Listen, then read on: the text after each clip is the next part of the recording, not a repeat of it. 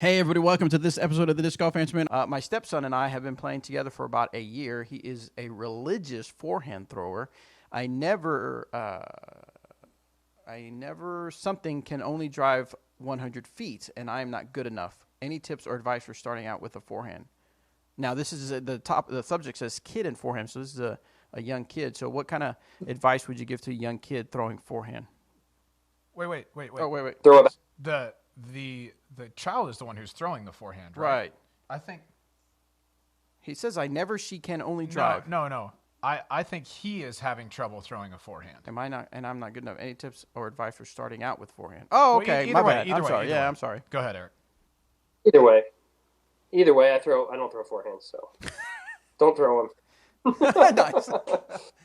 Tell your kid they're No, wrong. honestly, yeah, one of the best things you can do with learning forehand is just like learning anything. Get out there and practice it. And right now there is so many tutorials online on how to do it. I know Big Germ just released one, and he is arguably one of the best forehand players in the game when it comes to having touch on the disc. And actually, even I watched that video and took a couple things from it. And Danny, I know, has a couple things out there. So there's a lot of information out there that you could just go kind of take it all in. And at the end of the day, the best advice I can give you is don't try to rip on it. Don't try to throw it as hard as you do when you're trying to throw a backhand.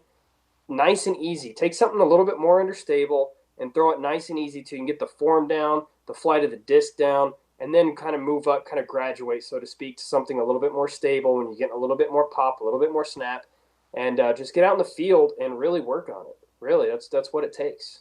Yeah, I'm with you on that. I would say one other thing to think about would be to throw a disc that has like a deeper rim, like an Aviator or a Beetle or a Bite or something like that, just to play catch with somebody, just so that you get the feel of what it feels like to throw a forehand smoothly, because you can't torque those or they're just going to burn out.